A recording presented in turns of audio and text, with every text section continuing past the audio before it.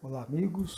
Vamos iniciar mais um estudo do Evangelho segundo o Espiritismo, como sempre com a nossa oração inicial, elevando nosso pensamento a Jesus, nosso Mestre, rogando a Ele inspiração para que possamos compreender os ensinamentos de hoje, principalmente aplicar em nossa vida diária, nos transformando para melhor.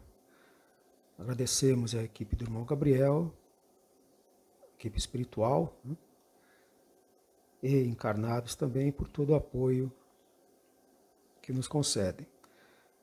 O tema de hoje é parentesco corporal e espiritual, está no capítulo 14 do Evangelho segundo o Espiritismo.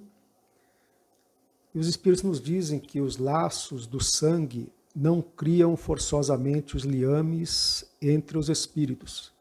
O corpo procede do corpo, mas o espírito não procede do espírito, porquanto o espírito já existia antes da formação do corpo. Ou seja, o corpo ele surge, é criado no momento da concepção, que nos explica a biologia, desde a célula ovo, o zigoto, que vai se multiplicando, etc., que a gente já sabe. Mas o espírito não procede do espírito, ou seja, o espírito não é criado no momento da concepção. Nós já existíamos antes. Na verdade, o Espiritismo nos diz que o espírito é criado simples e ignorante, e aí começa a sua trajetória evolutiva pelos diversos reinos, até atingir o reino nominal, que é a condição humana que nos encontramos agora, rumo à condição angelical, a de espíritos puros. E dizem os espíritos que nós formamos também famílias espirituais, por afinidade, decorrente do grau evolutivo, das nossas preferências, tendências, etc. Então, da mesma forma que nós formamos famílias materiais, vamos dizer assim, por laço de sangue, etc., nós formamos também famílias espirituais por afinidade. E essas famílias, elas normalmente se reencarnam juntas, uns auxiliando os outros, ou então uns permanecem no plano espiritual e outras reencarnam. Aqueles que permanecem apoiam, dão apoio àqueles que reencarnaram, depois trocam de posições e assim vai seguindo. Porém, isso nem sempre ocorre. Muitas vezes reencarnam espíritos mais atrasados em famílias de espíritos já mais adiantados. E isto ocorre para que aquele espírito menos adiantado ele possa, ao contato com seres mais evoluídos, dar uma agilizada na sua evolução. Então, para o espírito reencarnante, é uma oportunidade de crescimento, de desenvolvimento espiritual com aqueles seres mais moralizados. E para a família que está recebendo também, é uma grande oportunidade de desenvolver a fraternidade, a tolerância, porque é muito fácil nós amarmos aqueles que são semelhantes, que pensam da mesma forma, mas é difícil de aceitarmos e convivermos com aqueles que são diferentes, principalmente que apresentam imperfeições, vícios, tendências negativas que nós já superamos. Mas isso também é um exercício de desenvolvimento do sentimento para aquela família. E o contrário também pode ocorrer. Um espírito superior reencarnar numa família de pessoas menos adiantadas. Então, da mesma forma, será uma oportunidade para aquela família de ter contato com um ser mais evoluído e assim poder também se melhorar. E para aquele espírito reencarnante mais adiantado também será uma oportunidade de desenvolver a paciência, a resignação, porque certamente ele não será bem aceito. normalmente nós tendemos a não aceitar aqueles que são superiores a nós. Nós não reconhecemos isso e demora, né, até que, bom, vide Jesus, Sócrates e outros exemplos, e a sociedade simplesmente não aceitou, acabou até chegando a eliminá-los, né? Jesus pela crucificação, Sócrates pela cicuta, né?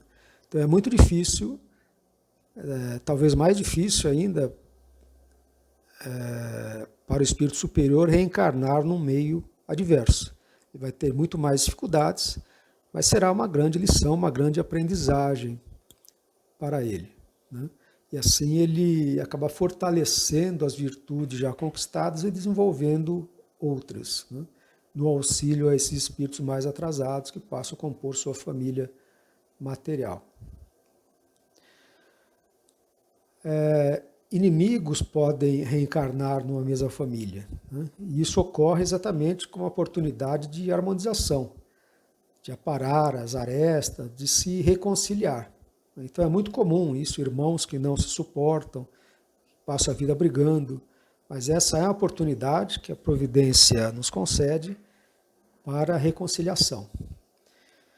Podemos também reencarnar entre pessoas que, apesar de não serem necessariamente nossos inimigos, mas o relacionamento é bastante desafiador para nós, visando também esse aparar de arestas, né? Porque todos nós trazemos esses pontos nevrálgicos, essas feridas na alma, né, que precisam ser trabalhadas. Então essas pessoas mais difíceis vão tocar nessas feridas, vão mexer nesses pontos que vão nos obrigar a trabalhar com eles. Então não é nada agradável, não é algo assim que a gente desejasse, principalmente aqui encarnados, né? Porque que é desconfortante, né? Mas normalmente esses relacionamentos são programados na espiritualidade, há um planejamento reencarnatório feito com os nossos mentores, com o auxílio, né, deles, visando o nosso aprimoramento espiritual, ou seja, curar as nossas feridas da alma. Porque quando estivermos curados, essas pessoas não nos atingirão mais. Elas podem até tentar nos agredir, tentar nos prejudicar, mas isso não vai nos atingir, porque já teremos superado essa condição de fragilidade em razão das feridas que trazemos, que todos nós trazemos, pontos que têm que ser trabalhados. Um aspecto interessante é que as famílias são ligadas unicamente por laços materiais, elas tendem a se desfazer assim que a causa se desfaz, como, por exemplo, o dinheiro. Quantas famílias que não se desfazem a partir de uma falência da empresa da família, ou o pai perde o emprego, vai a miséria e a esposa já separa, os filhos se revoltam. Quantas brigas decorrem de heranças, os pais, às vezes, legam grandes fortunas para os filhos, eles, em vez de utilizarem, né, de forma sábia, dividirem corretamente, eles começam a brigar, né, o egoísmo ressaltando. As ligações são feitas também por características externas, como beleza, isso também o tempo passa, né? Então, o corpo naturalmente sente os efeitos do tempo e aquela pessoa já não atrai mais como antes e muitas vezes os relacionamentos acabam se desfazendo. Por outro lado, quando há uma ligação espiritual, nem o tempo, nem mesmo a morte pode separar esses seres que se amam, porque eles permanecem conectados pelo sentimento, continuam se auxiliando mutuamente, mesmo aqueles que retornaram à pátria espiritual. Então permanece o vínculo, né? Muitas vezes é tão forte ou até mais do que quando encarnados, né? Mas nós perguntaríamos qual o propósito disso? Qual o propósito dessas reencarnações?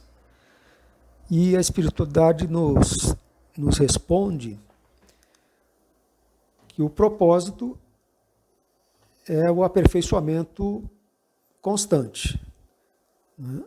A atingir a plena felicidade. Como eu já disse, segundo o Espiritismo, nós fomos criados simples e ignorantes, e a partir da fase hominal, ou seja, a partir do momento que atingimos a condição humana, nós passamos a desenvolver o livre-arbítrio. A partir desse momento, nós passamos a fazer escolhas mais ou menos conscientes. Vejam que os animais, ditos irracionais, né, até chegar na fase humana, nós somos movidos pelos instintos. Então, a gente segue, de uma certa forma, a lei divina instintivamente, naquele nível que nos encontramos, né, de busca pela sobrevivência, pela multiplicação da espécie, etc. Então, nós não temos muitas opções, né, e acredito que pouco desenvolvemos o livre-arbítrio. É a partir da fase humana que realmente o livre-arbítrio, a possibilidade de escolha, a liberdade de escolha se acentua. E, naturalmente, começam a haver erros. É normal, como naquela parábola do filho pródigo, né? Onde a gente muitas vezes se distancia da lei divina, nos distanciamos do Pai, fazendo escolhas que não são as melhores, cometendo erros, e esses erros, em sendo repetidos, geram imperfeições. E essas imperfeições, por sua vez, causam sofrimento. Então, a reencarnação é um meio pelo qual a gente vai trabalhar procurando reparar essas imperfeições que nós mesmos criamos. E assim, eliminando as causas do sofrimento, para que um dia possamos atingir a perfeição, que é a suprema felicidade, segundo os Espíritos. E nesse sentido, os Espíritos nos informam também que as virtudes abrem o caminho para a perfeição, enquanto que os vícios interditam o acesso, né? Está no livro Céu e Inferno. Então, a partir do desenvolvimento das virtudes, que se encontram em germe, né, em potencial em nós, e da eliminação dos vícios, dessas imperfeições que nós mesmos criamos, que nós vamos caminhando para a perfeição. Mas os Espíritos nos avisam também que a felicidade não é algo meramente pessoal. Ou seja, se nós não pudéssemos compartilhar com os outros, eles dizem, essa felicidade seria egoísta e triste. É interessante, né? Felicidade triste. Parece uma contradição em termos. Mas, na verdade, o egoísmo ele já é em si uma das piores causas de imperfeições, a pior das imperfeições, que é o pensar apenas em si mesmo. Então, uma felicidade egoísta não seria, na verdade, uma felicidade plena, né? Porque estaria composta por uma das piores imperfeições, que é o egoísmo. Então, os Espíritos dizem que é da lei divina que nós busquemos a comunhão com os demais seres. E é por isso que as famílias espirituais tendem a crescer, pela união com outros seres afins e também com outros que ainda não se encontram na mesma condição. É o simbolismo da pirâmide. Se nós observarmos uma pirâmide, vamos ver que quanto mais embaixo, mais separado. A base é bem maior. Conforme vamos subindo, vai diminuindo as distâncias, até chegar no ponto máximo da altura, onde existe a união, né? A unidade. Então, quanto mais subimos na escala evolutiva, mais próximos nos encontramos dos demais, de nós mesmos e de Deus, né? Com o reconhecimento dessa unidade, dessa fraternidade divina. já que todos somos filhos de um mesmo Pai. E é por isso também que espíritos sublimes reencarnam na Terra, para auxiliar aqueles que ficaram para trás na estrada da evolução. Então, em vez de permanecerem nos altos cimos espirituais onde se encontram, eles volvem à Terra, né, e por compaixão, para auxiliar aqueles que ficaram na estrada, né? Um exemplo disso é a mãe de André Luiz. Vocês devem estar lembrados do livro Nosso Lar, onde ela explica que o pai de André Luiz se encontra no umbral, junto com outros 2 espíritos que foram mulheres com quem ele havia se relacionado quando encarnado, né, num relacionamento extraconjugal, e que ao desencarnar, esses espíritos, né, essas mulheres, vamos dizer assim, elas eram ligadas, 2 delas eram ligadas a falanges das trevas, e ele acabou ficando preso nessa condição, né, preso a elas e a essas falanges, né, em zonas trevosas.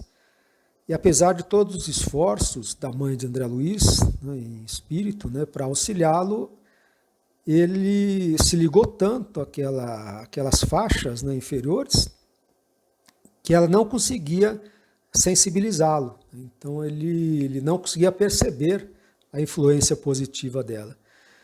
Então a única forma que ela verificou, né, para auxiliá-los, antes que eles caíssem em zonas mais trevosas ainda, né, em situação ainda pior, era reencarnar com eles. Ela estava preparando uma reencarnação onde o receberia igualmente como marido, e aquelas 2 mulheres seriam recebidas como filhas, né? E aí André Luiz se espanta, mas como que a senhora ainda vai ajudar as mulheres que atraíram, né, com o meu pai? Não, elas são irmãs nossas, que se desviaram do caminho, e eu não tenho como ajudar o seu pai sem ajudá-las também. Então, nós temos que resolver todo o sistema. É interessante que é assim que funciona o bem, né? Muitas vezes a gente se liga ao mal, ou pratica o mal, porque a gente não tem consciência da eficiência do bem.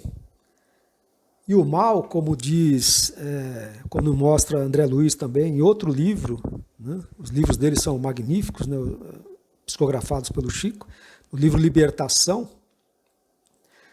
onde o espírito Gúbio, ele desce igualmente às zonas trevosas, juntamente com André Luiz e mais um companheiro, em missão de resgate. E ele chega em determinados lugares que André Luiz diz, se fosse eu chegava chutando a porta, enfrentando todos os obsessores, etc.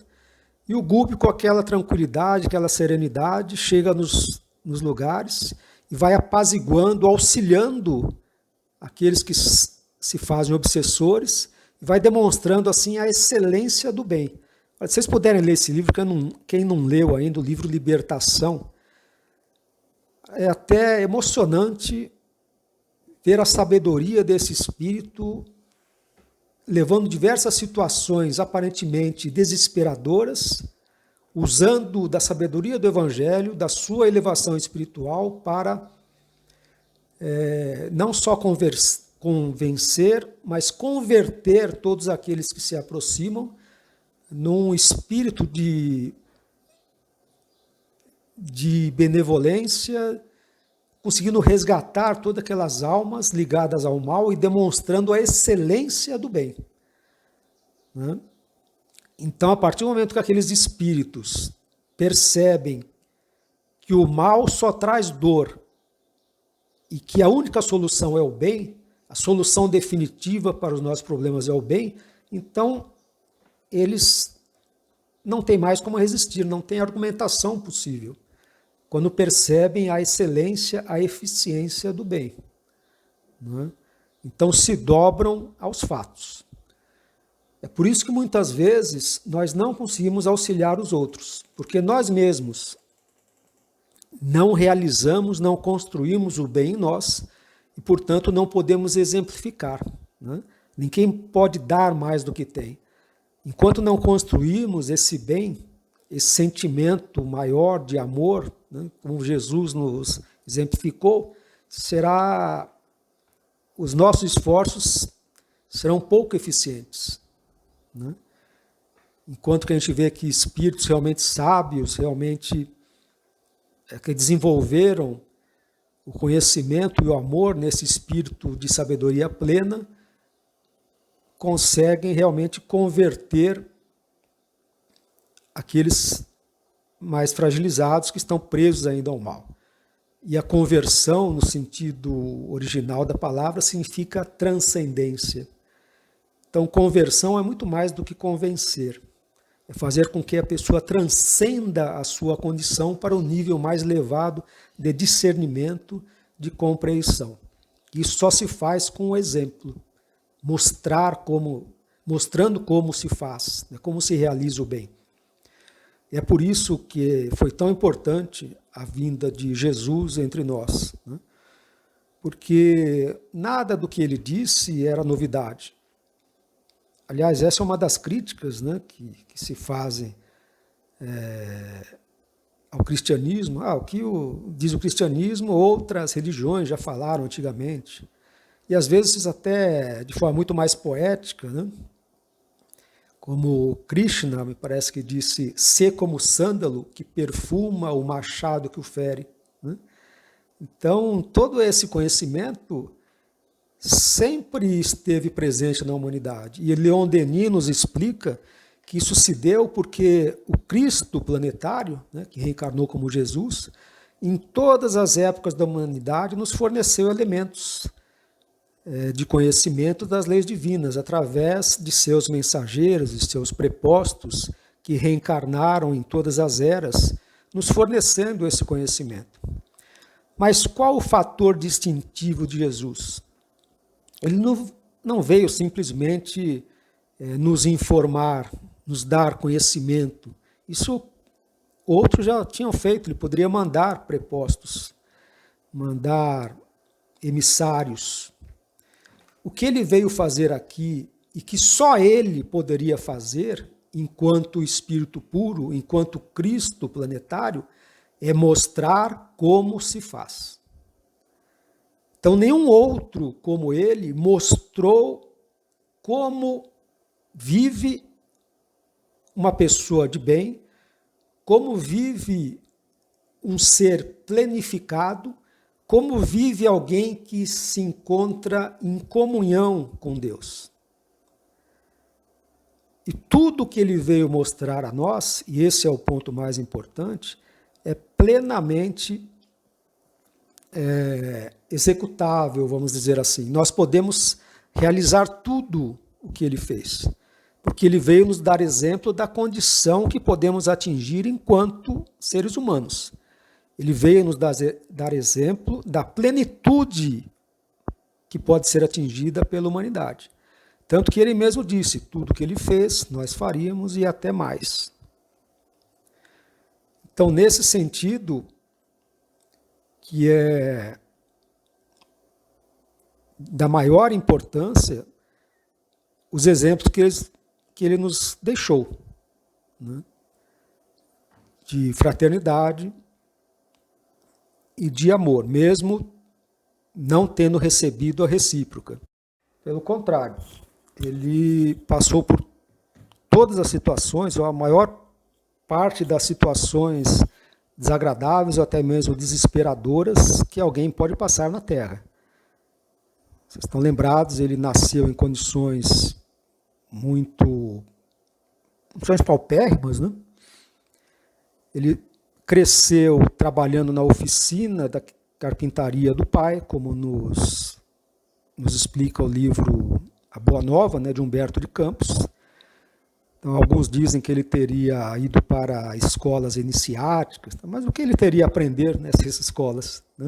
Se ele, enquanto espírito puro, né, ele já se encontra em comunhão com o Pai. Então, nada teria a aprender com nenhuma escola terrestre. Posteriormente, quando começou o seu apostolado, a gente verifica todas as dificuldades, né, pelas quais ele passou, as incompreensões. Nem mesmo os irmãos dele compreendiam a missão dele. Sequer os apóstolos, né, a gente vê na obra Boa Nova, né, que os apóstolos, até a crucificação de Jesus, não tinham uma ideia de como seria o reino de Deus, né, o estabelecimento do reino de Deus na terra, porque todos na época entendiam que o Messias viria como um guerreiro, né?